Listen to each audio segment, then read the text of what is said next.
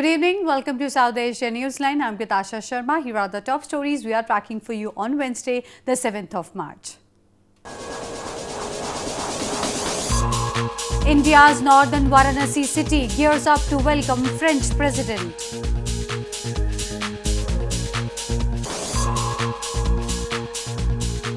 Pakistan's top court extends deadline to wrap up graft cases against Nawaz Sharif.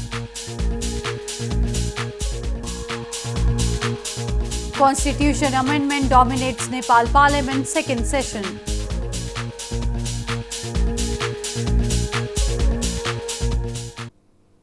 And now for all the details. French President Emmanuel Macron will arrive in India on March 9 for a 4-day visit. India's spiritual capital Varanasi is gearing up to host both Indian Prime Minister Narendra Modi and the French President as they will take boat rides in the ancient city on March 12.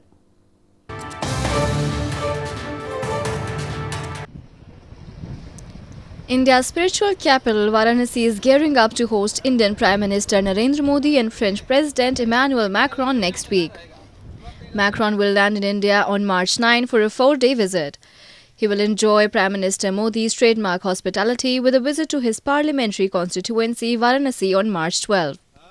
Prime Minister Modi is expected to take Macron on a boat ride in River Ganges to showcase his government's focus on the Clean Ganga campaign. He will later also host a lunch. All the necessary steps are being taken by the police department, both in terms of facility and security arrangements in the ancient city. माननीय प्रधानमंत्री जी का और France के राष्ट्रपति महोदय का आगामी 12 तारीख को प्रोग्राम है। उसी प्रोग्राम के सिलसिले में तैयारियों का जायजा लेने और क्या कमी है, हम लोग को क्या व्यवस्था है, उसके लिए हम लोग यहाँ हैं।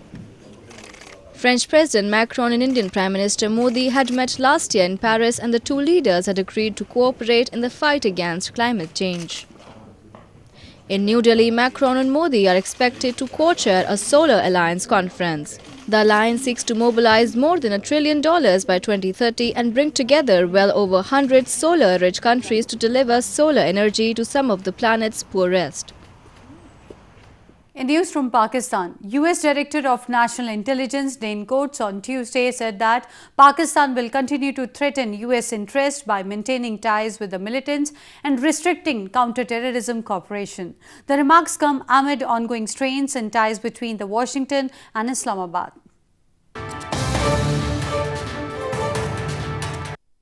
U.S. Director of National Intelligence or DNI Dan Coates said on Tuesday that Pakistan will continue to threaten U.S. interests by deploying new nuclear weapons capabilities, maintaining ties with militants and restricting counterterrorism cooperation. He made the remarks while testifying before the powerful Senate Armed Services Committee on Worldwide Threats in Washington, D.C. He had made a similar statement earlier last month and said actions taken so far by Islamabad did not reflect a significant escalation of pressure against militant groups operating on its soil. Complicating the Afghan situation is our assessment that Pakistan-based militant groups continue to take advantage of their safe haven to conduct attacks, including against U.S. interests. The remarks come amid Pakistan's ongoing strains in its ties with the U.S. and Afghanistan. The U.S. last month announced suspension of all security aid to Islamabad, blaming it for harboring militants on its soil.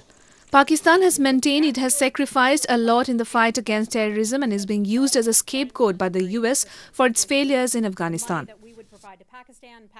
More on news from Pakistan. Pakistan's Supreme Court on Wednesday extended the deadline of the trial in corruption references against ousted Prime Minister Nawaz Sharif.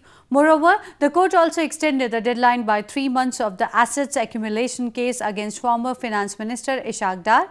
The top court has disqualified Sharif in July last year and had given a 6-month deadline to an accountability court to complete the trial against him.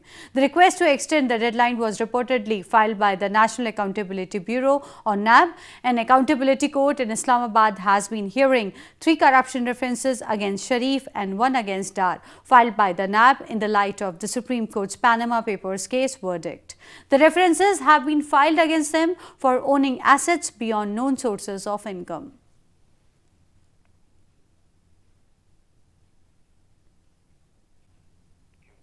Moving on, the rising level of unemployment in Gilgit-Baltistan is increasingly becoming a cause of worry for the locals. People claim the inability of the federal government of Islamabad to provide education to the youth of the region as the root cause of their problem.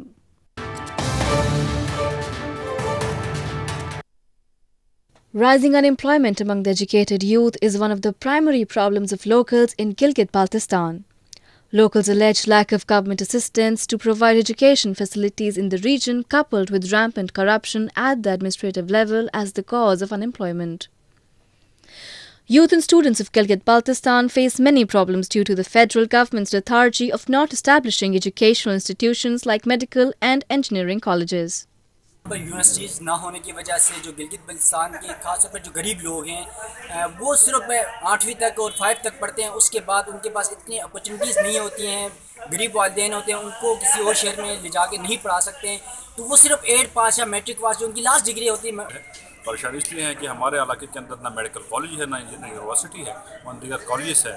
तो हमारे ये परेशानियाँ हैं कि हमें मुख्तलिफ college के अंदर हमारी सीट्स नहीं, ठीक है, और ऐलानात के बावजूद हमारे लोगों को, स्टूडेंट्स को सीट्स मुहैया नहीं हुई है, जिसकी वजह से वो सेल्फ फाइनेंस की तरफ जा रहे हुए। गरीब इलाका है, यहाँ के बहुत सारे लोग बड़े शौक रखते हैं, वो सेल्फ फाइनेंस में इंजीनियरिंग और मेडिकल कॉलेज में जाके एडमिशन लेते हैं।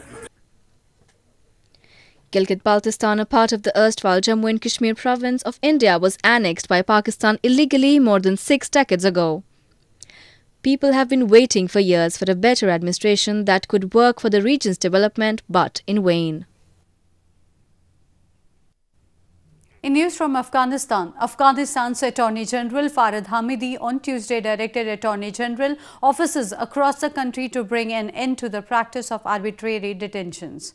The decision also aims for female prosecutors to start working in 31 provinces and serve the women. Farid Hamidi, the Attorney General of Afghanistan, on Tuesday directed Attorney General offices across the country to bring an end to the practice of arbitrary detentions. He said prosecutors should respect the status, dignity and freedom of citizens and avoid arbitrary detentions. با چند ساعت یا چند روز یک فرد سلب آزادی شدن متاسفانه جایگاهی از او، عزت و حیثیت و کرامتی از او و از خانواده‌اش خدشه‌دار میشه. بنابراین تأکید من برای شما است، پیشنهاد من برای شما است که به آزادی به عنوان بهترین نعمت الهی توجه صورت. Within 1 month, Hamidi aims for female prosecutors to start working in 31 provinces and serve the women. Female prosecutors tend to play an important role in curbing violence against women. Moving on to news from Nepal, issue of constitution amendment dominated the second meeting of Nepal's new federal parliament. Madhes-based Rashtriya Janata Party Nepal leaders asked the government to address the demands of Madhesis which have remained on table for long. The second meeting of Federal Parliament of Nepal on Tuesday was dominated by the issue of constitution amendment which has remained on table for long. Madhes-based Rashtriya Janata Party Nepal or RJPN leader Rajendra Mahato asked the newly formed Left Alliance-led government to address the demands that have remained unfulfilled. संविधान Bible Quran Gita Mahabharat नहीं है, एक बार लिख दिया गया तो उसमें अब कहाँ परिवर्तन हो?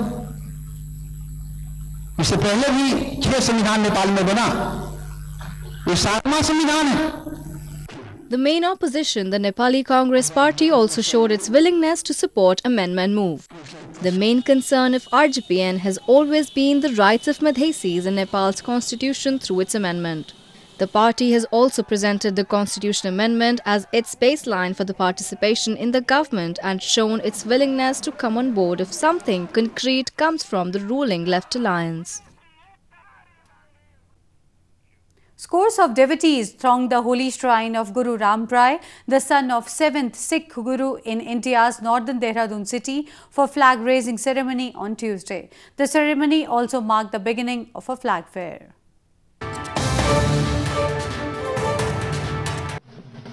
Thousands of devotees thronged the shrine of Guru Ram Rai in India's northern Dehradun city for the flag-raising ceremony, which marked the beginning of the Jhanda Mela or flag fair on Tuesday. Devotees coming to the fair from across the country worshipped the flag and bathed it in milk, holy water from river Ganges, and wrapped it in muslin cloth. The numerous scarves that are tied around the mast symbolize the devotion and faith of the pilgrims who pray for fulfillment of their wishes. जो राम राय महाराज जी के जन्मदिन पर झंडा साहब की झंडा साहब चढ़ता है, उसकी खुशी में यहाँ पर हम सारी प्रजा आती है, जो यहाँ आते हैं मन की मुरादें पूरियाँ होती हैं। जो 7वें पातशाह राय जी के राम राय जी लड़के सन, उनकी जो गुरु राम राय महाराज जी की याद में यहाँ मेला लगता है। हम सारे भाई बहन भरा अपने गांव से आते हैं और खुशियां प्राप्त करते हैं। Guru Ram Rai, the son of the 7th Sikh Guru, Har Rai is considered to be the founder of Dehradun city. Soon after the offerings are made by the devotees, the covers are removed and only 40 remain tied to the Jhanda Sahib or flag in keeping with the tradition. An artificial limb center in India's western Pune city is proving to be a second chance at life to defence personnel who got critically wounded while serving the nation. The center aims to provide care and treatment to soldiers and help them become self-reliant.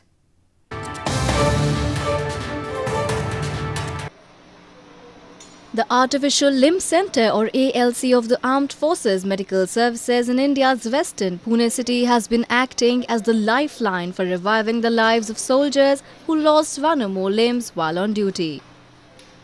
The prosthetic centre serves all the 3 Indian Army, Navy and Air Force along with the paramilitary soldiers and soldiers from friendly neighbouring nations as well. The centre boasts of state-of-the-art limb manufacturing facilities like microprocessor-controlled prosthetic limbs, modern bionic limbs and above-knee prosthesis among others. At this centre, we provide them with state-of-art, befitting upper and lower limb prostheses to make them independent, self-dependent and useful to the society and the armed forces. The centre was established in the year 1944 in the backdrop of the Second World War to provide assistance to disabled soldiers in the war, and 7 years later it opened its services to civilians as well. The ALC also provides the defence personnel with new career option as an athlete. It has produced a number of athletes of international prominence with a training module especially designed for athletes with missing limbs. Well, that's all we have for you from South Asia this evening. Now our viewers can watch the show on SouthAsiaNewsline.com. You can also visit us on Facebook.com/Asia Newsline and follow us on Twitter @Asia Newsline. That's all in tonight's edition. We'll see you same time tomorrow. Good night.